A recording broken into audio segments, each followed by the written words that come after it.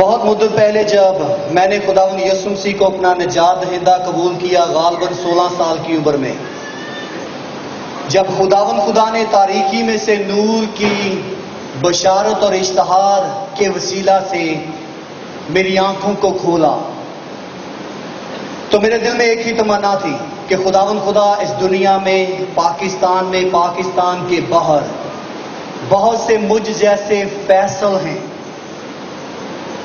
جن کو بادشاہوں کے بادشاہ اور خداوندوں کے خدا یسوع کو جاننے کی کیا ہے جی ضرورت ہے۔ کیونکہ جب میں نے اپنے نام کے مطلب کو اور معنی کو جانا تو اس کے نام کا مطلب کیا نکلا؟ بادشاہ، یا کہہ سکتے ہیں جج یا قاضی، یعنی کہ جھوٹ اور سچ میں فیصلہ کرنے والا۔ تو جب میں نے یسوع مسیح کو قبول کیا تو یہ بات مجھ پر خدا کے کلام میں، اس کی رہنمائی میں عیاں ہوئی کہ مجھے فیصلہ کرنا ہوگا کہ میں کس گروپ میں کھڑا ہوں گا۔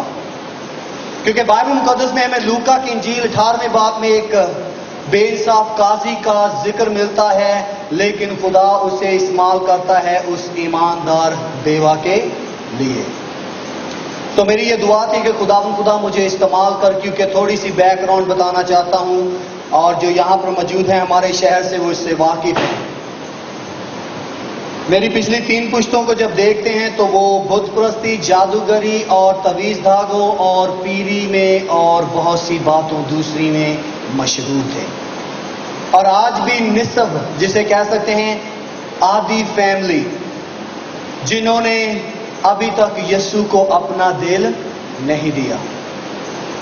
جب میں نے یسوع کو قبول کر لیا تو یہی تھی کہ خدا مجھے اپنے جلال کے لیے استعمال کر، کیونکہ بہت سے لوگ دنیا کی شان و شوکت اور ابلیس کے جھوٹوں اور بہت سی غلط باتوں میں کیا ہو گئے ہیں جی برباد ہو رہے ہیں۔ تو میں ایک سیمینار میں گیا جو مری میں ہو رہا تھا، وہاں پر پاسبان نے یہ سوال کیا کہ پرانے عہد نامہ میں ہم ایک شخصیت کو دیکھتے ہیں، اس کا نام کیا ہے؟ نہمیاں۔ اس نے اپنے لوگوں کا حال سنا، اس کے شہر کی دیوار گری ہوئی ہے، سب کچھ اجڑا ہوا ہے، کوئی نہیں کہ جا کر اس دیوار کو، اس فصیل کو دوبارہ کیا کرے جی تعمیر کرے۔ اس نے کہا کہ آج تمہاری کلیسیا، تمہارے محلے، تمہارے شہر، تمہارے اپنے لوگ ان فصیلوں کی طرح گھرے ہوئے ہیں، کون جائے گا جا کر ان کو تعمیر کرے گا؟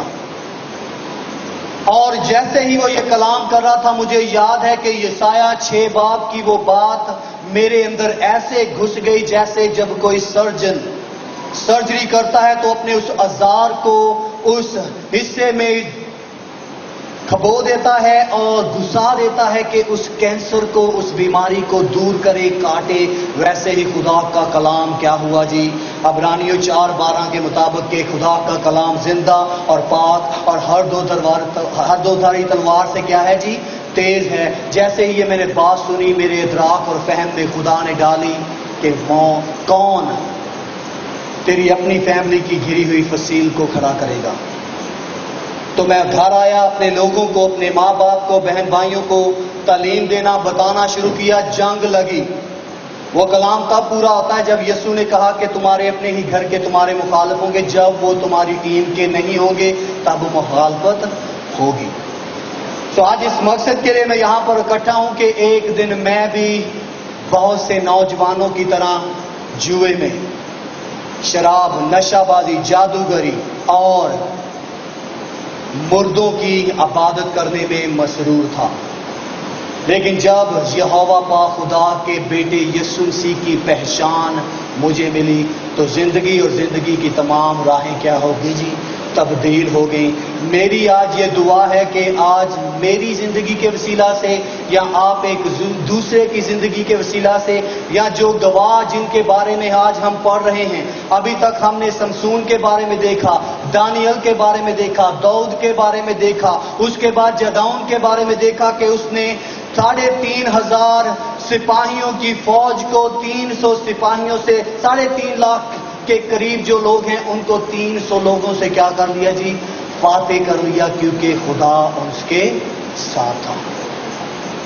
پھر ہم نے دیکھا نئے عہد نامہ میں یسوع مسیح نے کہا کہ میں اس لیے آیا کہ خدمت کروں، نہ کہ خدمت۔ वो 5 तस्वीरें इसीलिए दिखाई हैं ताकि हम उनमें से सीख कर आगे जाकर जिंदगी और जिंदगियां बचाने का क्या बन सके जी, वसीला बन सके।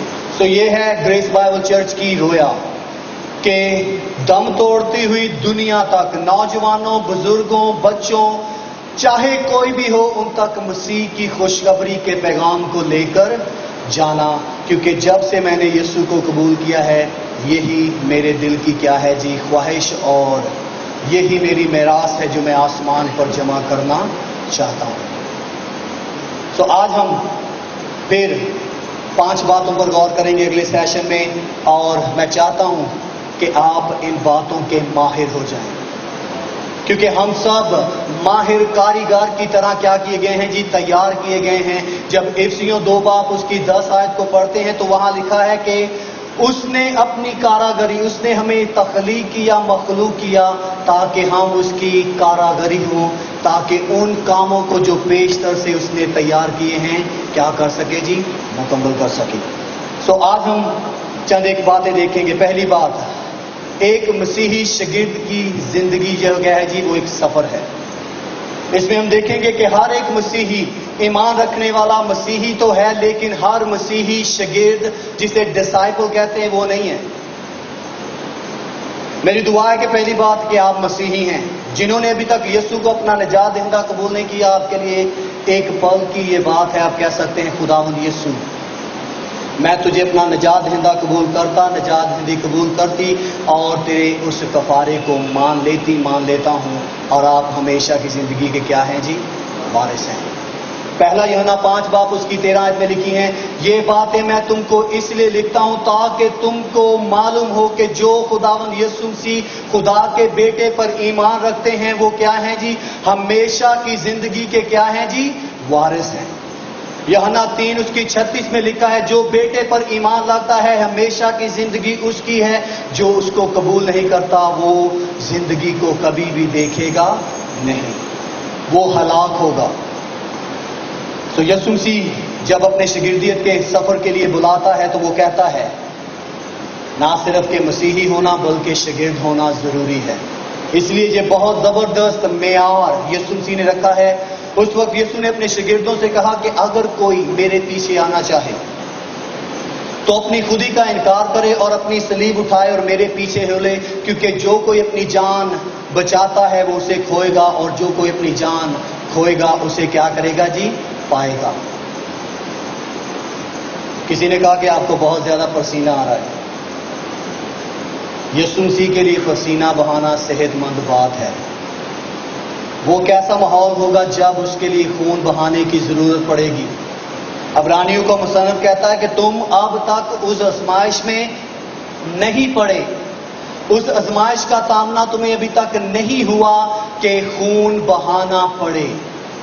इसलिए अपनी निजात के लंगर यीशु मसीह में क्या रहो जी, कायम रहो। तो आज हम 5 बातों को सीखेंगे। ये 5 लफ्ज हैं जो हमारी तरबियत और नसीहत के लिए होंगे। सो आए हम इस पर गौर करें। ये है डिसाइपलशिप मेथड, जो मैंने अपनी जिंदगी में सीखा, मैं चाहता हूं कि दूसरों तक पहुंचे। पहली बात क्या है जी, एक्सपोज, यानी कि बेपर्दा करना, बेपर्दा करना। दूसरी बात है इंगेज, निस्बत करना या मंगनी करना।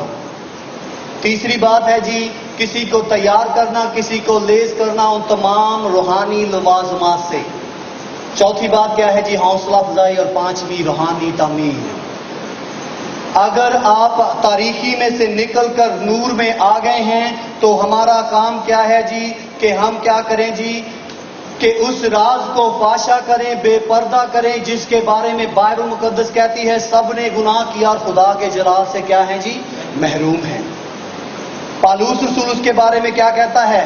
पालूस रसूल कहता है कि एक आदम के वसीला से गुनाह दुनिया में आया और गुनाह दुनिया में फैल गया, और उसके वसीला से सारे लोग क्या ठहरे जी, गुनाहगार ठहरे। ये राज है लोगों पर, ये उनकी जिंदगियों पर क्या है जी, पर्दा पड़ा हुआ। जैसे पालूस रसूल कहता है करंथियों के खत में कि उनकी अक्लों पर अब तक वो पर्दा पड़ा हुआ है कि उस भेद से वो वाकिफ नहीं है।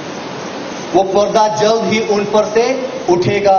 اور اس کے پیچھے ایک اور بات ہے. دوسرا کرنتھیوں 4 باب اس کی 4 آیت میں پالوس کہتا ہے کہ ہماری خوشخبری پر پردہ اس لیے پڑا ہے تاکہ وہ مسیح کی خوشخبری سے واقف نہ ہو، کیونکہ ابلیس نہیں چاہتا کہ ان کو کیا کیا جائے گی، وہ اس بات سے گمراہ ہو. ابلیس نہیں چاہتا کہ وہ اس بات سے واقف ہوں.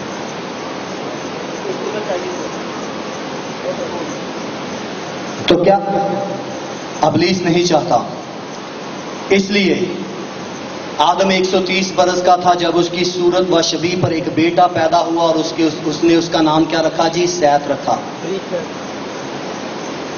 آدم کے گناہ میں گرنے کے بعد جتنی نسل انسانیت پیدا ہوئی ہے وہ ساری مذولی حالت میں کیا ہوتی ہے جی؟ پیدا ہوتی ہے، گناہ میں پیدا ہوتی ہے. اس لیے رومیو 3 باب اس کی 23 میں لکھا ہے سب نے گناہ کیا اور خدا کے جلال سے کیا ہے جی؟ محروم ہیں. اور اس کے جلال سے محروم ہے اور اس کے جلال سے محروم ہیں. اس کے جلال سے محروم ہے. اس لیے پولس رسول کہتا ہے فریب نہ کھاؤ، خدا ٹھٹھوں میں اڑایا نہیں جاتا، کیونکہ جو کچھ آدمی بوتا ہے وہی کاٹے گا. جو کوئی اپنے جسم کے لیے بوتا ہے وہ جسم سے ہلاکت کی فصل کاٹے گا، اور جو کوئی روح کے لیے بوتا ہے وہ روح سے ہمیشہ کی زندگی کی فصل کاٹے گا. اس لیے ہمیں کیا کرنا ہے جی؟ جلدی میں بھائی آپ نے سیل جو نا الٹے ڈال دیے. ایسے مسئلے آتے رہتے ہیں. شکر ہے کہ بجلی نہیں گئی.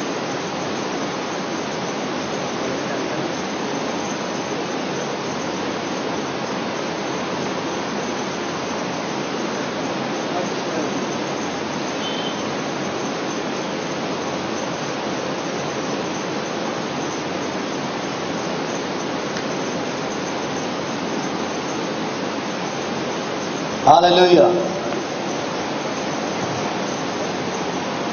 یہ چیزیں ضروری بن گئی ہیں جی، ان کو استعمال کیا جائے، اور بہت دفعہ کیا ہے جی رکاوٹ کا باعث بن جاتی ہیں. تو پہلی بات کیا ہے جی؟ ہم سب پر لازم ہے جو نئے سرے سے پیدا ہوئے ہیں، یسوع مسیح کے نور سے واقف ہیں، ان کو کیا کرنے کی ضرورت ہے؟ دوسروں کو بتانے کی ضرورت ہے، دوسروں کو نور میں لانے کی ضرورت ہے. جیسے پہلا پطرس اس کا 2 باب اس کی 9ویں آیت میں لکھا ہے اس نے اپنی عجیب روشنی میں ہم سب کو بلایا. اور آگے کیا خدا کا کلام کہتا ہے جی؟ خدا کا کلام کیا کہتا ہے؟ پس ایک آدمی کے وسیلہ سے گناہ دنیا میں آیا. رومیو 5 باب اس کی 12 آیت، رومیو 3 باب اس کی 23 آیت، ایوب 5 باب اس کی 25ویں آیت. پھر انسان کیوں کر خدا کے حضور راست باز ٹھہر سکتا ہے، یا وہ جو عورت سے پیدا ہوا ہے کیوں کر پاک ہو سکتا ہے؟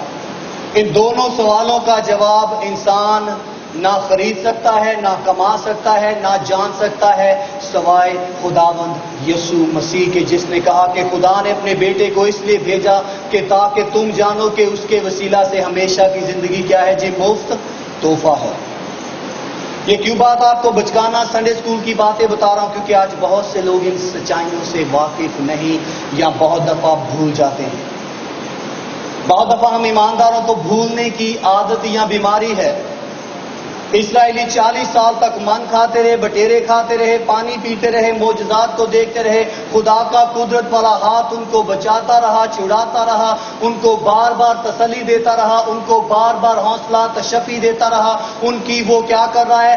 فارعون کے سامنے ان کی کیا کر رہا ہے؟ وہ شفاعت کر رہا ہے. لیکن وہ بار بار ابھی معجزہ دیکھا اور اس کے بعد بھول گئے.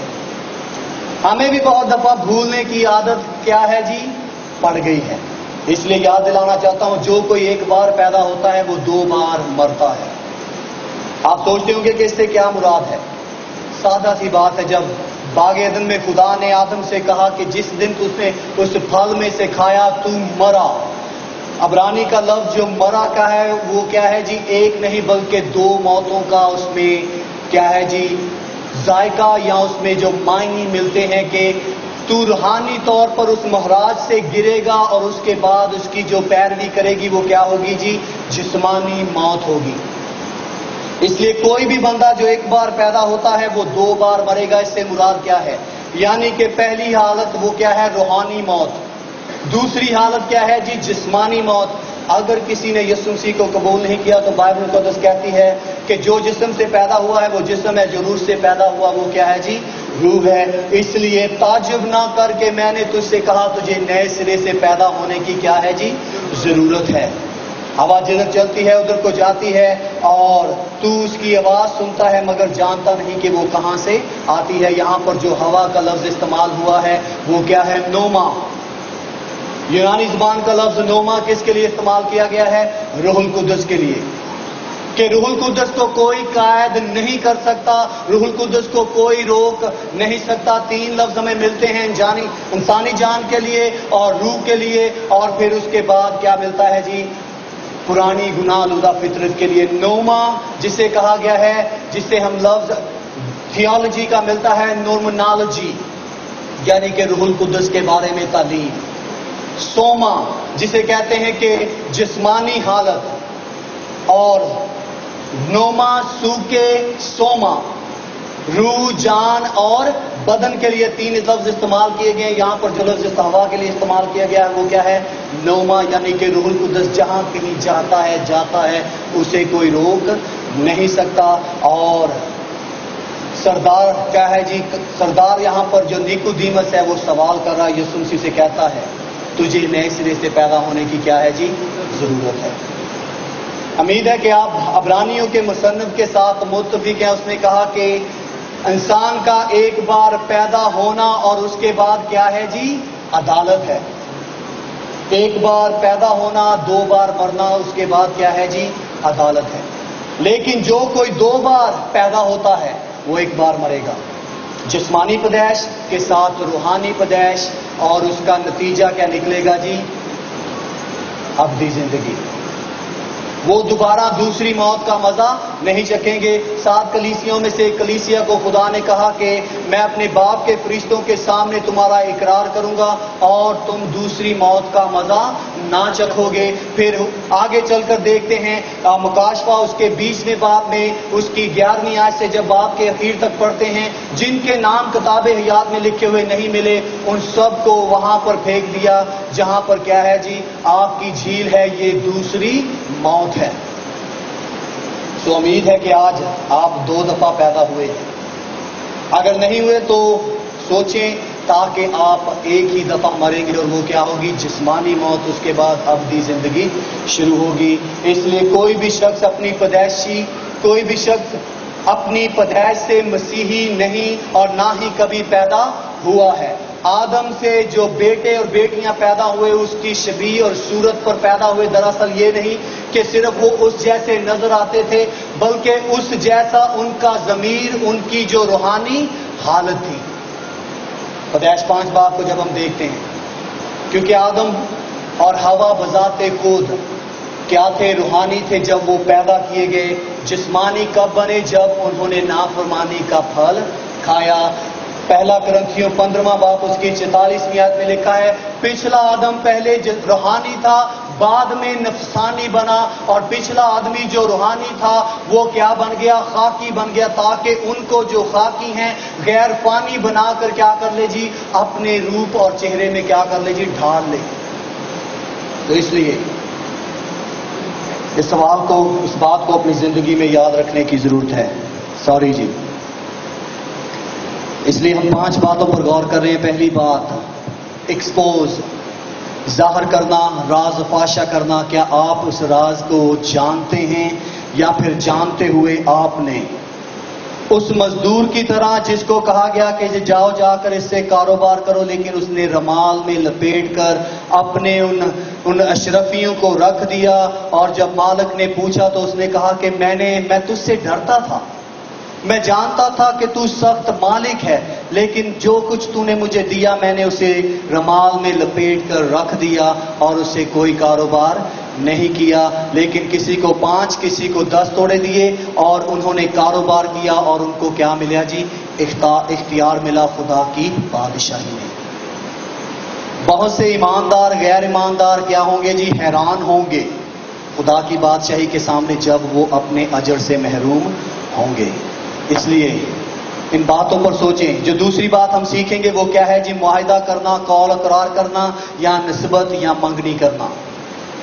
क्या आपको पता है कि आपकी मंगनी यीशु मसीह के साथ हुई है? दूसरा करंथियों उसका जब हम 11 बाब उसकी 2 आयत को पढ़ते हैं तो वो पौलुस रसूल कहता है, मुझे तुम्हारी बाबत खुदा की सी क्या है? गैरत है। गैरत है क्योंकि मैंने तुम्हारी एक ही शोहर के साथ निस्बत की है, ताकि तुमको पाक दामन कवारी की मानद मसीह के पास हाजिर करूं। इसके पीछे सोच क्या है? ताकि जब मैं मसीह के सामने खड़ा हूं तो नामकबूल ना ठहरूं। वो कहता है जब तुम मसीह के सामने खड़े हो तो तुम नामकबूल ना ठहरे। दूसरे लफ्जों में, कोई इस जमीन पर तुम्हारी जवानी की हकारत ना करने पाए जिन नेमतों, जिन बरकतों के तुम मालिक हो। तो वो कहता है कि मैं तुम्हारी इंगेजमेंट, इससे पहले कि हम दुल्हे को रूबरू देखें, हमारी क्या हुई है उसके साथ? मंगनी। किस किस की यहां पर मंगनी हुई है जी? ताड़ी तो शादी हुई है जी। मंगनी किदी किदी हुई है, यानी कि सच्ची मंगनी। कौन कौन यहां पर अंगेज है, बहन या भाई?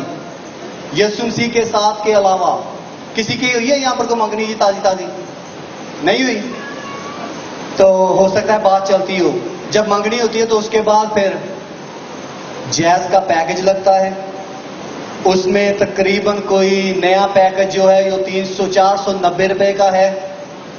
उसमें 1.5 GB डाटा मिलता है, उसमें इतने हजार मैसेज मिलते हैं। क्यों? जिनकी मंगनी हुई है, ताकि वो अपनी मंगेतर से क्या कर सके जी? बातचीत कर सके। अगर दुनिया में रहते हुए हम अपनी मंगेतर, अपने चाहने वालों, अपने मोहब्बत करने वालों के साथ टेक्स्ट करते हैं, बात करते हैं, पैकेज लगाते हैं, आपका यीशु मसीह के साथ कैसा पैकेज है? वो आपका मंगेतर है? कितना टाइम उसके साथ गुजारते हैं? कितनी गुफ्तगू यीशु के साथ करते हैं? वो कहता है मैं चाहता हूं कि तुम्हें पाक दामन कवारी की तरह क्या करूं जी? पेश करूं।